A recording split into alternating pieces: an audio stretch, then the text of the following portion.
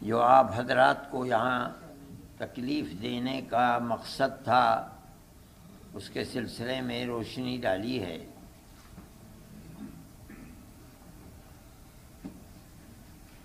مسلمان ملک کی آزادی کے بعد اس طرح کے مسائل میں گھرا ہوا ہے۔ بابری مسجد کا مسئلہ تھا، لیکن اسی زمانے میں مختلف مسجدوں کے مسئلے، خود دلی کی جامع مسجد کا مسئلہ ہے، احمد آباد کی مسجد کا مسئلہ ہے، سنبھل کی مسجد کا مسئلہ ہے، متھرا ہے، یہ تمام مسائل اٹھ رہے تھے۔ لیکن اس وقت جس تیزی کے ساتھ یہ مسائل اٹھے ہیں ان سے یہ محسوس ہوتا ہے کہ قانون کو سامنے رکھ کر فیصلہ کرنے کی ذمہ داری جن کورٹوں کے اوپر ہے وہاں ایسی لچک اور ڈھیل پیدا ہوئی ہے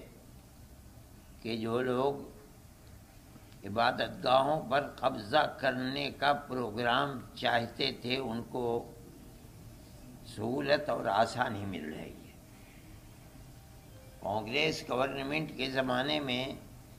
سن 91 کا قانون بنا تھا، ہمیں اس کے اوپر بھی یہ اعتراض تھا کہ بابری مسجد کو اس سے الگ کیوں کیا جا رہا ہے، لیکن کیا گیا کیونکہ جمعیت علماء ہی اس کیس کو لڑ رہی تھی، اور ہم پوری قوت کے ساتھ جو بہتر سے بہتر وکیل تھے ان کو سامنے لا کر ہم نے اپنے دعوے کو پیش کیا، اور ہم بار بار یہ بات کہتے تھے کہ ثبوت اور شواہد کی بنیاد کے اوپر، یعنی قانونی دلائل کی بنیاد پر جو فیصلہ سپریم کورٹ کا ہوگا ہم اسے قبول کریں گے۔ سپریم کورٹ کا ایک فیصلہ کہ مسجد اپنی جگہ ہے، کسی مندر کو توڑ کر نہیں بنائی گئی، یعنی جہاں بابری مسجد ہے وہ رام جنم بھومی نہیں ہے، یہ فیصلہ کورٹ نے دے دیا سپریم کورٹ میں۔ یہ دلیل تھی، سروے ہوا تھا، سروے سے ثابت ہوا کہ یہاں کوئی دوسری عمارت نہیں تھی۔ لیکن ایک دوسرا فیصلہ کہ ہم یہ مسجد اکھاڑے کو دیتے ہیں، اس کی کوئی دلیل، کوئی ثبوت، کوئی شواہد نہیں ہے۔ سپریم کورٹ کے اس فیصلے نے، آپ خود دنیا کو دیکھیں، ملک کو دیکھیں، اس فیصلے نے کہ ہم عقیدت کی بنیاد پر اس مسجد کو توڑوا کر کے ہم اکھاڑے کو دیتے ہیں، اس نے جو راستہ دکھلایا ہے اس راستے دکھلانے کے بعد پھوٹ پڑے ہیں مسائل کہ اس مسجد کو بھی لو، اس مسجد کو بھی لو، اس مسجد کو بھی لو، اس کے اوپر بھی۔ اس کا مطلب ہے کہ قانون کے راستے کے اوپر چلنا جو کورٹ کا امتیاز تھا، صرف بابری مسجد کے فیصلے نے ایک راستہ دکھلایا کہ نہیں، ان تمام قوانین اور قواعد کی لائبریریوں کو، ان کے کتابوں کو آگ لگاؤ، کوئی چیز نہیں ہے۔ فیصلے مذہب کے اندر جو بھی ہوں گے وہ عقیدے کی بنیاد کے اوپر ہوں گے، عقیدت مندی کی بنیاد پر ہوں گے، تو ملک کیسے چلے گا؟ یہ تو ایک تصور یہ دیا جا رہا ہے کہ جہاں بھی اکثریت اس ملک کے اندر اپنی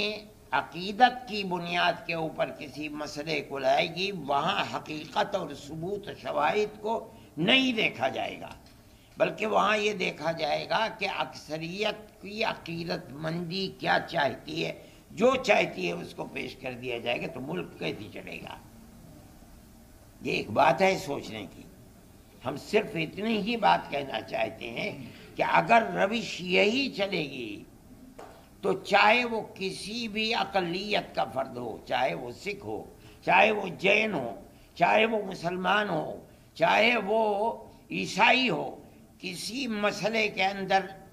اس کو فیصلہ نہیں ملے گا اگر مقابلے کے اندر تناؤ ہے اور اس کے اندر عقیدت اکثریت کی اس کے اندر دخل رکھتی ہے، تو اس کے اندر اس کے مقابلے کے اندر قانون بیکار اور بے اثر ہو جائے گا۔ یہ بات میں ہی نہیں کہہ رہا ہوں، سمجھدار اور بڑے بڑے وکلاء یہ بات کہہ رہے ہیں کہ اس فیصلے نے بابری مسجد کے جو راستہ کھولا ہے کہ عقیدت کی بنیاد جب کبھی مقابلہ ہوگا تو قانون اس کے مقابلے کے اندر ہیج ہو جائے گا، تو پھر لا آپ پڑھاتے کس لیے ہیں؟ لائبریریوں کے اندر آپ کے ہزاروں کتابیں کس لیے رکھی ہوئی ہیں؟ ان کو آگ لگا دیجئے۔ یہی مسئلہ ہے۔ یہ ملک کا میں سمجھتا ہوں بہت بڑا المیہ ہے کہ اس ملک کے اندر آج مسلمان یہ کہہ رہا ہے کہ مسئلے کی بنیاد لوور کورٹ سے لے کر سپریم کورٹ تک عقیدت کے اوپر ہے، قانون کے اوپر نہیں ہے۔ میں اس کو بہت بڑا المیہ سمجھتا ہوں، اور ایک یہ داہیہ ہے، بڑا مسئلہ ہے۔ اس مسئلے کو سوچنا چاہیے، اور جن لوگوں کے ہاتھ میں ملک کی باگڈور ہے انہیں سمجھنا چاہیے کہ مسئلے ملک کو کدھر لے کر کے چلنا ہے۔ میں اس سے زیادہ اپنے افسوس کا کوئی اور اظہار نہیں کر سکتا۔